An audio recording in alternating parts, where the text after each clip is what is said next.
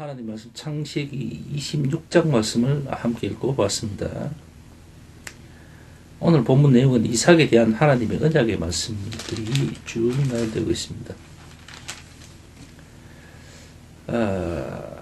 오늘 말씀을 읽으면서 어딘가 많이 낯익은 구절이 나오지요. 그게 뭔가 하면은 이삭이 그랄 땅으로 이주를 해서 브르셋 왕이 통치하는 땅으로 들어갔죠. 그러니까 거기에서 이삭이 자신의 아내 리브가를 누이라고 그렇게 얘기를 합니다. 이건 지난 장에 나오는 그 아브라함이 아내 사례를 애굽 땅에서 뭐라 그럽니까? 자기 아내를 누이라고 또 서고 있잖아요. 그죠? 이 아비가 했던 걸 자식이 또 따라 하는 것 같아요, 보면. 그러니까 이게 유전이라는 게 참 무시 못하는 그런 것 같습니다. 우리의 어떤 세포도 유전적인 어떤, 것들이 있음을 우리가 잘 알고 있잖아요. 그죠? 우리의 습관이라든가 우리의 어떤 행동, 또 정신세계, 우리의 또 어떤 혼과 관련된 부분도, 영적인 부분도 그런 유전적인 어떤 그런 면들이 아마 있을 걸로 우리는 알고 있습니다. 실제로 그걸 우리가 많이 느끼잖아요.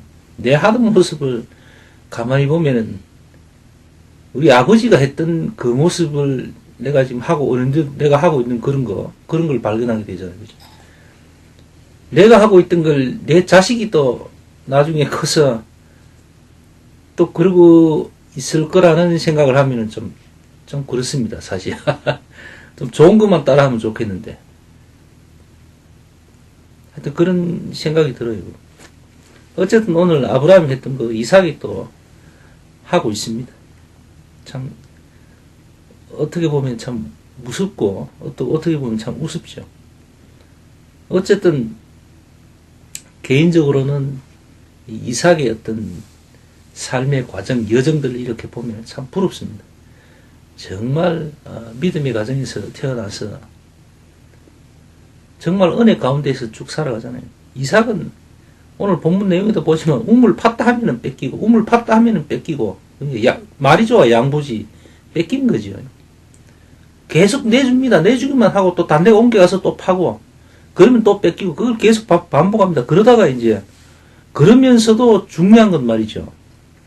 자기 걸 자꾸 내줘도 자꾸 채워지는 거예요. 채워지고 자꾸 늘어난다는 거예요.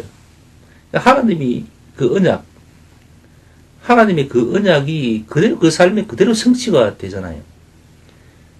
복이 더해지는 겁니다. 내줘도 자꾸 채워지는 거예요. 기뻐서 막 물려주고, 뭐, 내주고, 이런 건 아니겠지만은, 좀 짜증나도 그냥 싸우기 싫다는 겁니다. 이삭의 그 본성이 그건 것 같아요. 그냥 싸우기 싫으니까 그냥 줘버리는 거예요. 우리가 딴 데 가면 되지. 그리고 옮겨가서 또 팝니다. 우물 파면 또 물이 나와요. 물이 나오고, 또 막, 짐승이 먹고 살찌고, 그래가 또 다른 사람들이 또 와서 이거 내 건데 가고 내놔 그러면은 또 아이고 미안합니다 하고 또 다른 데 가요. 또 가서 또 팝니다. 또. 그러면 또 물이 나오고 그래가 또 양들이 또 소들이 살찌고 자꾸 불어나는 거예요. 하나님은 그냥 복의 복을 자꾸 주시는 그 언약의 말씀대로 그냥 그대로 되는 겁니다. 물론 이제 뭐 어려운 난관들도 맞죠. 뭐, 그 때문에 아내를 갖다가, 혹시 아내, 그 미모에, 자기가 어떻게 될까 싶어가 겁이 나가지고, 자기 아빠처럼, 자기 아버지처럼 말이죠.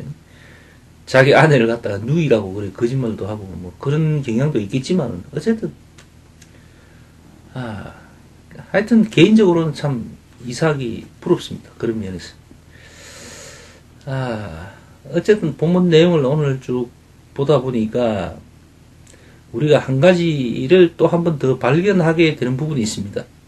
그게 뭔가 하면은 이 세상은 끊임없이 변화한다는 겁니다. 물론 자연도 그렇지만은 여러 가지 관계도 변할 수가 있고 모든 것들이 변한다는 거예요. 시간에 따라서. 한번 볼까요? 찾아볼까요? 16절 말씀 주의를 보면은 한번 읽어봅시다. 아비멜렉이 이삭에게 이르되 네가 우리보다 크게 강성한즉 우리를 떠나가라 이렇게 합니다. 그러니까 이삭이 자기 아내 리브가를 갖다가 누이라고 거짓말하고 이랬는데 아비멜렉이 왜 우리를 죄 가운데 빠뜨리려 하느냐 하면서도 아비멜렉이 생각건데 이삭은 하나님의 사람이고 하나님과 함께함을 알고 있는 거죠. 그래서 이삭과 계속 친분을 유지하기를 원합니다. 그래서 이삭을 거의 돕죠. 그죠? 이삭에게 땅을 농사짓고 할 수 있도록 만들어주고 막 이렇게 하잖아요. 그죠? 그런데 16절 말씀에 뭐라고 합니까? 네가 우리보다 더 크게 강성한 즉 우리를 떠나가라 이렇게 합니다. 좀 전까지만 해도 이삭과 같이 하나님의 복을 누리고자 이렇게 이삭과 가까이 하기를 원했었는데 가만히 사는 게 우리하고 점점 이제 풍성해지면서 힘이 세지는 거예요. 이삭의 지경이 더 커지면서 힘도 세지고 막 이래 되니까 이제 아비멜렉조차도 이제 불안감이 싹 음습을 하는 겁니다. 혹시 이삭이 딴 생각하는 건 아닐까라는 그런 염려가 싹 들어오는 거예요. 그러니까 이제 상황이 달라졌죠. 예전처럼 이삭이 식구들을 데리고 자기 땅으로 들어올 때 그 모습하고 지금 현재의 모습은 이제 바뀐 거예요. 시간이 흐르면서. 그래서 나가라 그럽니다. 떠나라 그럽니다. 그래서 이삭은 좀 전에도 말했지만은 가라면 가는 사람이에요. 이 사람은 뭐 싸우고 이런 거 없습니다. 그냥 양보하고 진짜 떠나버립니다. 그런데 28절 말씀을 또 한번 봅시다. 28절 말씀 주의.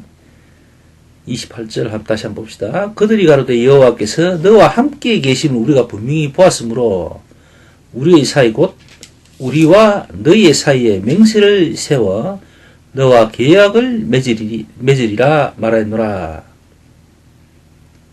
그러니까 떠난 이삭에게 찾아옵니다. 찾아와서 야하고 다시 형제의 연을 맺자. 그래가 맹세하고 언약을 세우고 그래가 우리 또 붙어가 같이 한번 살아보자 이거예요. 그러니까 아비멜렉이 급한 마음에 걱정은 싹 오고 이래가지고 나 도저히 안 되겠다 싶어가지고 이삭 보고 떠나라 해놨는데 떠나고 보니까 잘 되는 거 보니까 그게 아니다. 이거 내가 뭔가 잘못했다 이런 생각이 딱 드는 거예요. 그냥 이삭과 같이 있으면 자기 역시도 같이 하나님의 복을 받을 걸로 이제 딱 생각이 나는 거예요. 그 생각이 이제 다시 드는 거예요. 그러니까 떠나보려고 나니까 이제 아쉬운 거죠.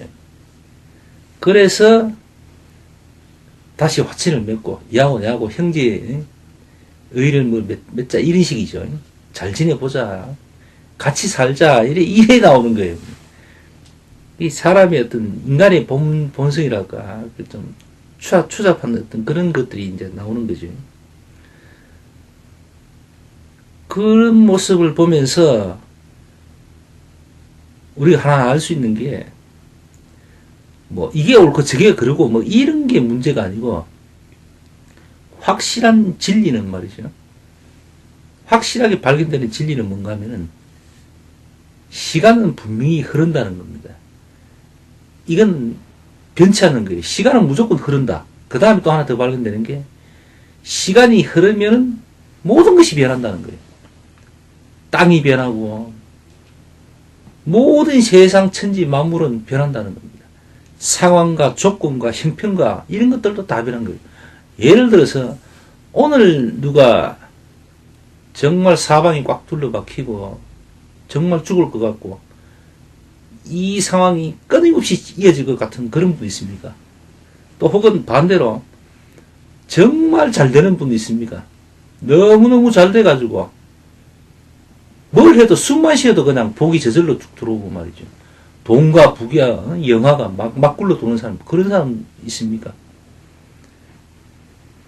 어느 쪽이든 영원하지는 않을 겁니다. 아마. 잘 되는 분도 떨어질 때가 있을 거고요. 떨어질 때까지 다 떨어져서 그 이상 갈 곳도 없는 꽉 막힌 상황에 있는 분도 어느 순간 빛이 들어올 겁니다. 그러니까 다시 회복의 어떤 그런 장이 열릴지도 모릅니다. 그 세상은 영원할 수가 없어요. 영원할 어떤 방법도 없고요. 왜냐하면요, 이 시간이라는 것이 그냥 정체되어 있는 것이 아니기 때문에 그래요. 시간이 흐르면서 모든 건 변하게 되어 있습니다. 그게 하나님의 창조의 원리입니다, 이게. 시간만 지나면은 뭐가 달라져도 달라져요. 과거 우리 어릴 적에 그 뛰놀던 동네가 지금 가면은 그대로 있을 것 같죠? 절대로 안 그렇습니다. 어떤 식으로든 변화가 있고요. 또 안 변했더라도 그때의 그 넓었던 그 장소가 지금 가봐요. 그게 넓어 보이는가? 쬐끄만 동네의 한 부분 정도로밖에 보이지 않을 겁니다. 그때하고 지금의 어떤 상황이 달라진 거예요. 동네가 안 달라져도 상황이 달라진다는 겁니다. 그 지역이 안 달라져도 지금의 상황과 그때의 상황이 벌써 달라져서 그 값어치와 그 가치는 달라져 있다는 거예요. 그러니까 시간이 지나면서 어떤 식으로든 달라진다는 겁니다. 그래서 너무 좋아할 것도 없고 그렇다고 너무 비관할 필요도 없는 거예요. 내일의 해는 내일 또 뜰 겁니다. 오늘의 해와 내일의 해가 같을 거라고 생각하는 그건 큰 착각입니다. 오산입니다. 분명히 오늘의 해와 내일의 해는 다릅니다. 똑같은 해라고 할 수 있겠지만 분명히 그 의미와 그 내용과 그 힘은 분명히 다를 겁니다. 오늘의 해가 되게 뜨겁죠. 그러나 내일 해가 그렇게 안 뜨거울 수도 있습니다. 왜? 또 시간 흐르면 계절이 또 달라지잖아요. 그죠? 겨울에 햇볕은 너무 따뜻하고 좋잖아요. 그러나 여름에 그 똑같은 해는 정말 우리를 뜨겁게 만들고 지치게 만들잖아요. 그거와 같은 거예요. 그래서 이 세상은 어쩌면은 재밌는 겁니다. 늘 새롭고요. 그러니까 그 새로움이 있다는 것은 우리에게 희망이 있다는 것이죠. 자, 오늘 하나님 말씀을 보면서 그런 부분을 우리가 다시 한번 확인하고 하나님의 은혜를 구했습니다. 기도하고 예배해 봤습니다.